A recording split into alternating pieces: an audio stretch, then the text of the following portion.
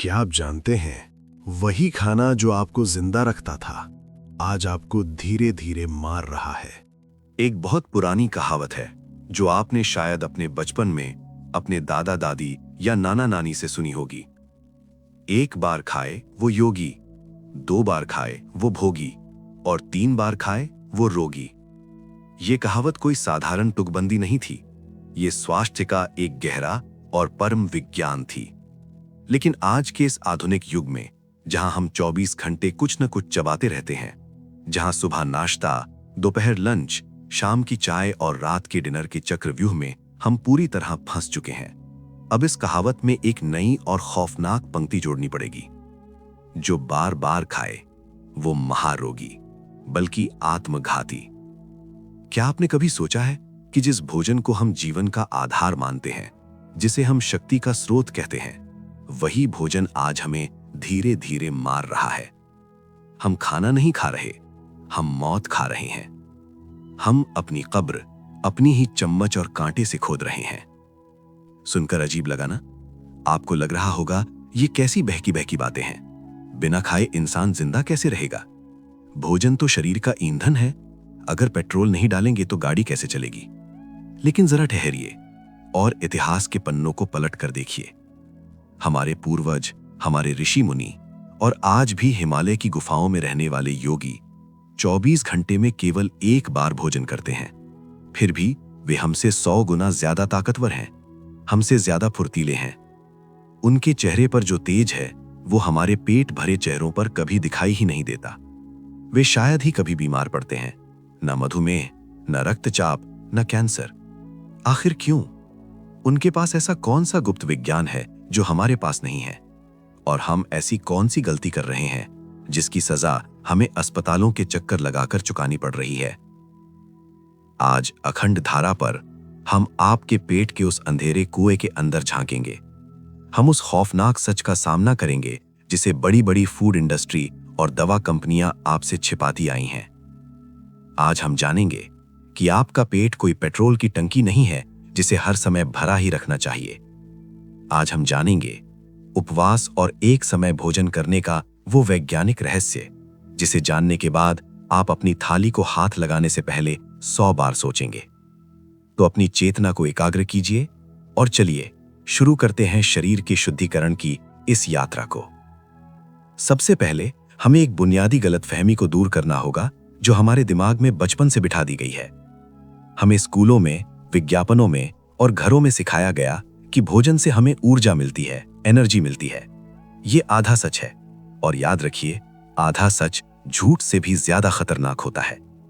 सच ये है कि भोजन से ऊर्जा तब मिलती है जब वो पूरी तरह पच जाता है।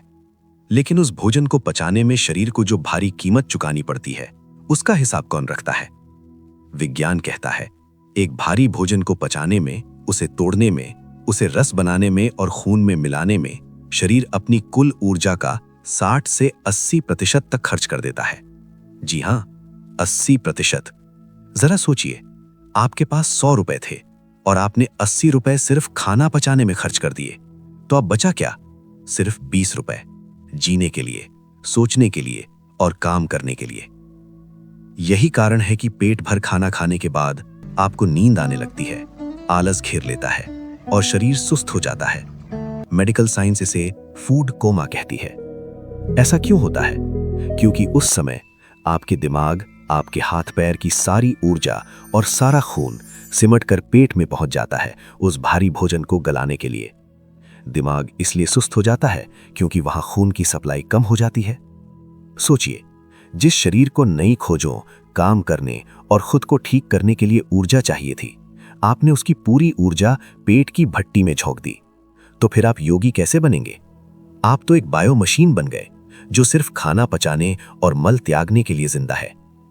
हम भोजन से ऊर्जा नहीं ले रहे, बल्कि भोजन हमारी बची खुची ऊर्जा को चूस रहा है।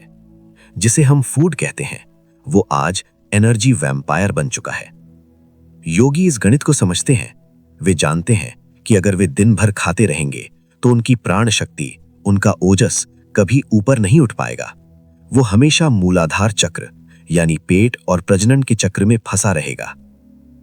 अगर आपको अपनी चेतना ऊपर उठानी है, अगर आपको अपने दिमाग को सुपर कंप्यूटर बनाना है, तो आपको अपने पेट को खाली रखना होगा। खाली पेट ही वो प्रयोगशाला है जहां ईश्वर का अनुभव किया जा सकता है। भरे हुए पेट में तो केवल नींद और सपनों का ही अनुभव होता है। सोचिए, आपके पेट में 5 से 10 किलो तक पुराना जमा मल, क्या ये सच है? आज हम खोदेंगे वो सड़ा हुआ सच। अब आते हैं दूसरे और सबसे भयानक पहलू की ओर, भोजन का सड़ना। आयुर्वेद में एक बहुत ही महत्वपूर्ण नियम है जिसे हम भूल चुके हैं। जब तक पिछला भोजन पूरी तरह पच ना जाए, तब तक अगला भोजन नहीं करना चाहिए। सुनने में सरल लगता है, पर क्या हम इसका पालन करते हैं? आधुनिक विज्ञान भी बताता है कि एक सामान्य पका हुआ शाकाहारी भोजन, अनाज, दाल, रोटी और सब्जी को पेट से आंतों तक पहुंचकर पूरी तरह पचने में करीब 8 से 12 घंटे लगते हैं। और यदि आपने मांस या बहुत भारी भोजन खाया है, तो ये समय 18 से 24 घंटे तक भी हो सकता है। पर हमारा व्यवहार क्या है? सुबह 8 बजे नाश्ता, वो पेट में अधपचा रहा होता है। 12 या 1 बजे लंच ठूस दिया जाता है। शाम को 4 बजे चाय नाश्ता और रात को 8 बजे भारी डिनर। अब कल्पना कीजिए, पेट के अंदर क्या हो रहा है। पेट कंफ्यूज हो जाता है। जो भोजन पहले से पच रहा था और जो नया आया, वे एक दूसरे में मिल जाते हैं। उदाहरण से समझिए, एक भगोने में चावल आधा पक चुका है। आप उसमें ऊपर से एक मुट्ठी कच्चा चावल डालते हैं, 10 मिनट बाद फिर डालते हैं। अंत में न पहला ठीक पकेगा न बाद वाला। वो खिचड़ी भी नहीं बनेगी, कचरा बन जाएगी। यही हमारे पेट में होता है। अधबचा भोजन जब नए भोजन से मिलता है तो वो सही तरह पचता नहीं, वो सड़ता है। फर्मेंटेशन शुरू होता है, जहरीली गैसें निकलती हैं और एसिड बनता है, जिसे आयुर्वेद में आम कहते हैं, यानी कच्चा विष। ये विष खून में मिलकर पूरे शरीर में फैलता है।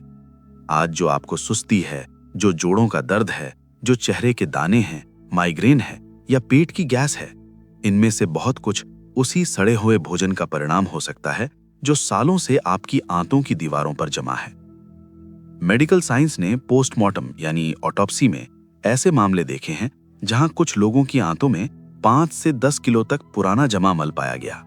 सोचिए, कितना भारी बोझ हमने अपने शरीर पर लाद रखा है। हम खाना नहीं खा रहे, हम अपने शरीर को एक डस्टबिन बना रहे हैं। फिर जब पेट और शरीर पर असर दिखाई देता है तो हम डॉक्टर के पास जाकर कहते हैं, मुझे एसिडिटी हो रही है। डॉक्टर गोली देता है, वो एसिड को दबा देती है, पर सड़न को रोकती नहीं। और यही अंदर से चलती रही तो एक दिन वो सड़न कैंसर जैसी भयावह बीमारियों का रूप ले लेती है। जब शरीर के अंदर गंदगी का ढेर बन जाता है तो शरीर हार मानकर उसे ट्यूमर के रूप में इकट्ठा कर देता है। योगी दिन में एक बार खाते हैं क्योंकि वे अपने शरीर को पूरा समय पचाने और फिर खाली रहने का अवसर देते हैं। जब वे एक बार खाते हैं तो खाना कुछ घंटों में पच जाता है और बाकी के 20 घंटे उनका पेट खाली रहता है। यही वो समय है जब शरीर में असली जादू होता है। ये जादू है ऑटोफेजी का।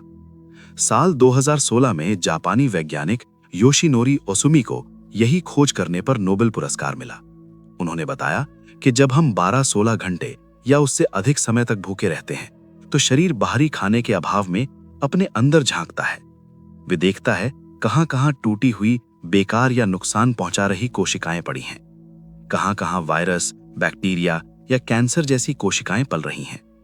फिर शरीर अपने ही उन बेकार और बीमार हिस्सों को खाकर उनमें से ऊर्जा बनाता है। इसे ही ऑटोफेजी कहते हैं, अपने ही कचरे को खाकर शरीर को साफ करना। ये शरीर की इनबिल्ट सर्विसिंग सिस्टम है, उसका वैक्यूम क्लीनर। प्रकृति ने हमें कितना अद्भुत तंत्र दिया है। अगर आप उपवास करते हैं या 2 भोजन के बीच लंबा गैप रखते हैं तो आपका शरीर खुद ही कैंसर जैसी बीमारियों के शुरुआती रूपों को खत्म कर देता है। वो उन्हें खाकर ऊर्जा बनाता है। पर यह सिस्टम तब तक सक्रिय नहीं होता जब तक आपके पेट में खाना मौजूद रहता है। पेट में लगातार ग्लूकोज आ रही हो तो शरीर आलसी हो जाता है, उसे कचरा साफ करने की जरूरत ही नहीं लगती। आज का इंसान दिन में 6 बार खाने की आदत में है। उसका पेट 1 मिनट के लिए भी खाली नहीं रहता। उसका ऑटोफेजी सिस्टम कभी चालू ही नहीं हो पाता। नतीजा, कचरा जमा होता रहता है और एक दिन वो जमा मोटे रोगों, हार्ट ब्लॉकेज, ट्यूमर या अन्य गंभीर बीमारियों के रूप में सामने आता है। फिर हम भगवान को कोसते हैं कि मुझे ये बीमारी क्यों हुई। ये बीमारी भगवान ने नहीं दी, ये हमारे खाने के लालच ने दी है। जानवर भी ये विज्ञान जानते हैं। आपने ध्यान दिया होगा, जब कोई कुत्ता बीमार पड़ता है या जंगल में शेर कमजोर महसूस करता है तो वो सबसे पहले खाना छोड़ देता है। वो कहीं शांत कोने में बैठकर चैन से आराम करता है। जब तक पूरी तरह ठीक ना हो जाए वो भूखा ही रहता है। वो जानता है कि अपनी प्राण शक्ति को पाचन में बर्बाद करना मूर्खता है। पाचन में जाने वाली ऊर्जा उसे हीलिंग और रिकवरी के लिए चाहिए, इसलिए वो खाना टालता है और बची हुई ऊर्जा को मरम्मत में लगाता है। और इंसान, हम ही एकमात्र ऐसा प्राणी है जो बीमार होने पर भी भाग दौड़ और आलस की वजह से खिचड़ी या फल खा लेते हैं, यही सोचकर के ताकत आएगी। पर उधर दूसरी तरफ असल में हानि होती है, बीमारी और बढ़ती है। यही छोटी छोटी गलतियों का परिणाम है। हम ठीक होने के बजाय बीमारी को बढ़ावा दे देते हैं। अब जठराग्नि की बात करते हैं और उस सामान्य सी गलती की जो हम सब रोज करते हैं, खाने के साथ ठंडा पानी पीना। आयुर्वेद में कहा गया है कि हमारे पेट के अंदर एक अग्नि जलती है, इसे जठराग्नि कहते हैं। ये वो आंतरिक आग है जो खाने को गलाती है, स्वाद बदलती है और पोषक तत्व तोड़कर शरीर में भेजती है। ये अग्नि सूर्य से जुड़ी हुई मानी जाती है। जैसे जैसे दिन बढ़ता है और सूर्य ऊंचा होता है, ये आग तेज होती है। सूरज ढलने पर ये धीरे धीरे मंद पड़ जाती है। योगी इसी प्राकृतिक ताल पर चलते हैं। जब सूर्य अपने शिखर पर होता है, यानी दोपहर के समय, तब जठराग्नि सबसे तेज होती है। उस वक्त जो भी खाया जाए वो आसानी से पच जाता है, मानो पत्थर भी भस्म हो जाए। लेकिन जब सूर्य ढलता है, हमारी पाचन शक्ति सो जाती है। आज की जीवन शैली में लोग रात 10, 11 या 12 बजे तक भारी डिनर कर रहे हैं। पिज्जा, बर्गर, तेल तला वाला खाना। उस वक्त पेट में वो ज्वाला नहीं होती, केवल राख बची होती है। और वो खाना पेट में जाकर पचता नहीं, बस पड़ा रहता है। वो पूरी रात सड़ता है और सुबह उठते ही थकान, मुंह का कड़वापन और पेट की असमंजस जैसी शिकायतें सताती हैं। यही वो सड़े हुए खाने का असर है। अब वही आम गलती, खाने के साथ ठंडा पानी पीना। सोचिए, एक आग जल रही है और आप उस पर बाल्टी भर के ठंडा पानी डाल दें, क्या होगा? आग बुझ जाएगी और खाना अधकचा रह जाएगा। यही कारण है कि आयुर्वेद कहता है भोजनते विषमवारी, यानी भोजन के अंत में कुछ तापीय प्रकार की चीजें लेना नुकसान दे सकता है। योगी चलते फिरते भी खाने के कम से कम 45 मिनट बाद पानी पीते हैं, ताकि जठराग्नि अपना काम पूरा कर सके। ये छोटी सी आदत आपकी 90% बीमारियों की जड़ को काट सकती है। लगाकर देखें, फर्क तुरंत पता चलेगा। अब प्राण की बात। हम अक्सर सोचते हैं कि हमें सिर्फ कैलोरी चाहिए, पर योगी कैलोरी के लिए नहीं, प्राण के लिए खाते हैं। प्राण वो सूक्ष्म ऊर्जा है जो ताजे फल, अभी ताजी पकी सब्जी और प्राकृतिक जीवंत खाने में भरपूर होती है। जो भोजन पैकेट में बंद है या फ्रिज में कई दिन रखा हुआ है, उसमें कैलोरी हो सकती है, पर प्राण नहीं होते। वो डेड फूड होता है। जब आप मृत खाना खाते हैं तो शरीर को उसे जीवित करने के लिए अपनी ऊर्जा खर्च करनी पड़ती है। यही कारण है कि आप जल्दी थक जाते हैं। योगी जीवित भोजन खाते हैं, ऐसे खाद्य जिनमें सूर्य की ऊर्जा, मिट्टी की खुशबू और हवा का स्पर्श हो। इसलिए कम मात्रा में भी उन्हें ज्यादा ऊर्जा मिलती है। आयुर्वेद कहता है कि जो भोजन 3 घंटे से अधिक पुराना हो वो तामसिक माना जाता है, यानी वो आपको सुस्ती, आलस्य और जड़ता की ओर ले जाएगा। फ्रिज में रखा खाना कई बार जहर की तरह काम करता है, क्योंकि वो जीवंत ऊर्जा से खाली होता है और शरीर पर अतिरिक्त बोझ डालता है। अब मैं आपको एक और गहरी पर कम जानी मानी बात बताता हूं, चंद्रमा का विज्ञान। हम सामान्यतः सोचते हैं कि भोजन सिर्फ पेट का मामला है, पर योगी जानते हैं कि भोजन और ग्रहों का गहरा संबंध है, खासकर चंद्रमा का। हमारा शरीर लगभग 70% पानी से बना है और ये वैज्ञानिक तथ्य है कि चंद्रमा का गुरुत्वाकर्षण पृथ्वी के पानी पर असर डालता है। समुद्र में ज्वार भाटा इसी वजह से आते हैं। योगी जानते हैं कि पूर्णिमा, अमावस्या और विशेषकर एकादशी के दिनों में चंद्रमा का प्रभाव हमारे शरीर के पानी और मन मस्तिष्क पर सबसे ज्यादा बढ़ जाता है। इन दिनों हमारे अंदर दबाव यानी बॉडी प्रेशर सामान्य से अधिक महसूस होता है। अगर इन दिनों आपका पेट भरा रहकर हल्का हुआ तो वही बढ़ा हुआ दबाव आपकी ऊर्जा को रीढ़ की हड्डी के मार्ग से ऊपर की ओर धकेलेगा, यानी आध्यात्मिक ऊंचाई या चेतना की तरंगे उठने में मदद करेगा। इसलिए योगी न केवल कब, क्या और कितना खाते हैं, बल्कि कब ग्रह स्थितियां क्या हैं इसे भी देखते हैं। ये विज्ञान पुराना है और अनुभव पर टिका हुआ है। और अगर आप थोड़े से सहज नियम अपनाएं, जैसे चंद्र प्रभावित दिनों में हल्का रखें, एकादशी का उपवास या सीमित भोजन, तो आप अनुभव करेंगे कि आपका मन शांत रहता है और शरीर में हल्कापन बना रहता है। यही कारण है कि योगी एकादशी के दिन निर्जला उपवास रखते हैं। ये कोई अंधविश्वास नहीं है, ये कोई धार्मिक मजबूरी नहीं है, ये शरीर के पानी और ऊर्जा को संतुलित करने का विज्ञान है। जब आप एकादशी के दिन नहीं खाते तो आप चंद्रमा की शक्ति को अपने पेट में नहीं, अपनी चेतना को ऊपर उठाने में उपयोग करते हैं। लेकिन आम आदमी क्या करता है? वो भोजन के नशे में इस सुनहरे अवसर को खो देता है। अब एक और बहुत बड़ी समस्या की बात करते हैं, जिससे आज लगभग हर इंसान जूझ रहा है। इमोशनल ईटिंग, यानी भावनाओं को दबाने के लिए खाना। योगी केवल तब खाता है जब उसे शरीर से भूख लगती है। लेकिन हम कब खाते हैं? हम तब खाते हैं जब हम बोर होते हैं, हम तब खाते हैं जब हम दुखी होते हैं, हम तब खाते हैं जब हम तनाव में होते हैं, और कई बार तो तब भी खाते हैं जब बस सामने खाना रखा होता है। ध्यान से सुनिए, पेट की भूख और मन की भूख में फर्क होता है। पेट की भूख शांत हो सकती है, लेकिन मन की भूख कभी शांत नहीं होती। जब आप टीवी देखते हुए चिप्स का पैकेट खत्म कर देते हैं तो आप भूख नहीं मिटा रहे होते, आप अपने अंदर के खालीपन, अपनी बोरियत और बेचैनी को खाने से भरने की कोशिश कर रहे होते हैं। आप अपनी भावनाओं को खाने के नीचे दबा रहे होते हैं। योगी अपने मन का गुलाम नहीं होता। वो जानता है कि शरीर को चलाने के लिए मुट्ठी भर भोजन ही काफी है, बाकी सब सिर्फ और सिर्फ लालच है। और याद रखिए, जब आप बेवजह खाते हैं तो आप केवल अपने शरीर के साथ ही नहीं, प्रकृति के साथ भी हिंसा कर रहे होते हैं। इसका असर सिर्फ शरीर तक सीमित नहीं रहता, इसका सीधा असर आपके दिमाग और भावनाओं पर भी पड़ता है। आधुनिक विज्ञान ने अब एक नई खोज की है, जिसे कहा जाता है गट ब्रेन एक्सिस, यानी पेट और दिमाग का सीधा संबंध। हमारे पेट में भी एक तरह का दिमाग होता है, जिसे एंटेरिक नर्वस सिस्टम कहते हैं। और हैरानी की बात यह है कि हमारे शरीर का लगभग 90% सेरोटोनिन, यानी खुशी का हार्मोन, दिमाग में नहीं, पेट में बनता है।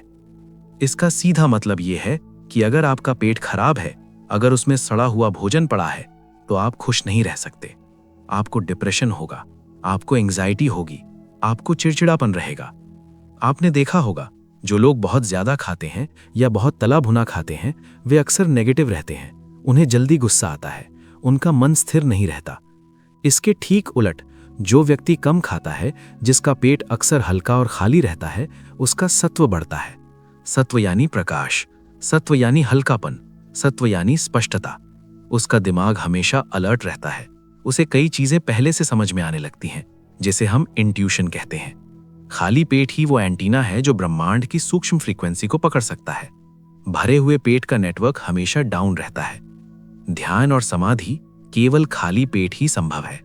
जब पेट भरा होता है तो ऊर्जा नीचे की ओर बहती है, और जब पेट खाली होता है तो वही ऊर्जा ऊपर की ओर, मस्तिष्क की तरफ बहने लगती है।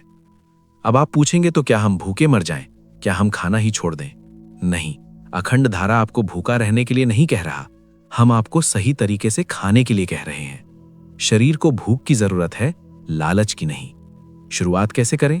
आप इंटरमिटेंट फास्टिंग से शुरुआत कर सकते हैं। ये योगी के एक समय भोजन का आधुनिक रूप है। आपको बस इतना करना है, अपने खाने की खिड़की को छोटा करना है। कोशिश कीजिए कि आप दिन के 8 घंटे के भीतर ही खाना खाएं और बाकी 16 घंटे शरीर को खाली रहने दें। उदाहरण के लिए, अगर आपने पहला भोजन सुबह 10 बजे किया, तो आखिरी भोजन शाम 6 बजे तक कर लें। 6 बजे के बाद अगले दिन 10 बजे तक कुछ न खाएं, सिर्फ पानी पिएं। ये 16 घंटे का अंतर आपके शरीर के लिए वरदान बन जाएगा। इसी समय में ऑटोफेगी अपना काम करेगी। इसी समय में आपकी जवानी लौटने लगेगी। इसी समय में आपकी बीमारियां जलकर राख होंगी। शुरुआत में ये आसान नहीं लगेगा। मन भोजन मांगेगा, सर दर्द भी हो सकता है। जैसे नशेड़ी से नशा छुड़ाया जाए तो शरीर तड़पता है, वैसे ही आपके शरीर को खाने के नशे की आदत पड़ चुकी है। उसे चीनी की लत है, नमक की लत है, कार्ब्स की लत है। लेकिन घबराइए मत, पानी पिए, खुद को याद दिलाएं, ये भूख नहीं है, ये सिर्फ मन की प्यास है, ये सिर्फ आदत है। 3 से 4 दिन में आपका शरीर इस नई व्यवस्था को स्वीकार कर लेगा, और फिर जो ऊर्जा आप महसूस करेंगे, वो आपने बचपन के बाद कभी महसूस नहीं की होगी। आपकी नींद गहरी हो जाएगी। 6 घंटे की नींद 8 घंटे जैसी ताजगी देगी। आंखों की रोशनी बढ़ेगी, त्वचा पर अलग ही चमक आएगी। याद रखिए, भोजन सिर्फ शरीर को नहीं, मन को भी बनाता है। जैसा खाए अन्न, वैसा होवे मन। अगर आप हिंसा और डर से भरा जानवरों का मांस खाएंगे तो आपके अंदर भी डर और गुस्सा पनपेगा। अगर आप बासी और सड़ा हुआ खाना खाएंगे तो आपके विचार भी बासी और सड़े हुए होंगे। और अगर आप सात्विक, ताजा और सीमित भोजन करेंगे तो आपके विचार भी शुद्ध और शक्तिशाली होंगे। योगी भोजन को आहुति मानता है। वो पेट भरने के लिए नहीं खाता, वो अपने शरीर रूपी मंदिर को चलाने के लिए जठराग्नि को आहुति देता है। वो खाते समय न बात करता है, न टीवी देखता है, न मोबाइल चलाता है। वो हर निवाले पर पूरा ध्यान देता है। इसलिए भोजन का एक एक कण अमृत बन जाता है। हम क्या करते हैं? टीवी देखते हुए, फोन चलाते हुए, झगड़ते हुए खाना खाते हैं। हमें पता ही नहीं चलता कि कितना खा गए, और वही भोजन अंदर जाकर जहर बन जाता है। हमारा शरीर हमसे बात करता है, वो संकेत देता है, बस करो, लेकिन हम जीभ के स्वाद में इतने खो जाते हैं कि उसकी आवाज नहीं सुनते। तो आज, अभी, इसी वक्त एक संकल्प लें। यह संकल्प किसी डॉक्टर के लिए नहीं, किसी और के लिए नहीं, अपने जीवन के लिए। संकल्प लें कि आप जीने के लिए खाएंगे, खाने के लिए नहीं जिएंगे। संकल्प लें कि आप अपने शरीर को कूड़ादान नहीं बनने देंगे। अगली बार जब थाली सामने हो तो एक पल रुकिए, अपनी भूख को देखिए। क्या सच में भूख है, या बस समय हो गया है इसलिए खा रहे हैं? क्या शरीर मांग रहा है, या बस जीभ? अगर शरीर नहीं मांग रहा तो थाली हटा दीजिए। एक समय का भोजन छोड़ देने से कोई मरता नहीं, लेकिन कई लोग मरने से बच जाते हैं। अपने पेट को थोड़ा आराम दीजिए, उसे खाली रहने का सुख दीजिए, क्योंकि उसी खालीपन में आप अपने भीतर की आवाज सुन पाएंगे। उसी खालीपन में आप उस ऊर्जा को महसूस करेंगे जो भोजन से नहीं, बल्कि उस स्रोत से आती है जो भोजन को भी बनाता है। योगी बनिए, भोगी या रोगी नहीं। अपने शरीर के मालिक बनिए, उसके गुलाम नहीं। ये विज्ञान बहुत गहरा है। आज हमने इसकी सिर्फ सतह को छुआ है, लेकिन अगर आपने ऑटोफेगी और जठराग्नि का ये सिद्धांत समझ लिया तो आप अपने खुद के डॉक्टर बन जाएंगे। याद रखिए, शरीर अद्भुत है, ये खुद को ठीक करना जानता है। बस इसे मौका दीजिए, इसके रास्ते से हट जाइए। लगातार खाना खाकर इसके काम में बाधा मत डालिए। दोस्तों, आज हमने सिर्फ खाना पीना नहीं, अपने पूरे जीवन का एक जरूरी सच देखा कि कैसे हमारी आदतें हमारी चेतना और स्वास्थ्य दोनों को बदल देती हैं। अगर आप सच में अपनी ऊर्जा वापस पाना चाहते हैं तो एक छोटा वादा कीजिए। आज रात एक समय कम कर दीजिए, 16 घंटे का गैप आजमाइए और अगली सुबह बदलाव नोट कीजिए। अगर आप सनातन बुद्ध पथ पर नए हैं, सब्सक्राइब कर लें। मैं हर हफ्ते ऐसे ही विज्ञान, परंपरा और प्रैक्टिकल तरीके लाता रहूंगा। नीचे दिए गए वीडियो भी देखें, खास तौर पर रिक्लेम योर ब्रह्मचर्य पावर और कुंडलिनी मेडिटेशन फॉर बिगिनर्स। दोनों आपकी ऊर्जा और चेतना को अगला स्तर देंगे। शेयर करें उस एक दोस्त के साथ जिसे आपको सच में बदलते देखना है, क्योंकि बदलाव अकेले नहीं, साथ में मजबूत होता है। धन्यवाद, और अगली बार फिर मिलेंगे। तब तक अपने पेट का सम्मान कीजिए और घर में शांति रखिए।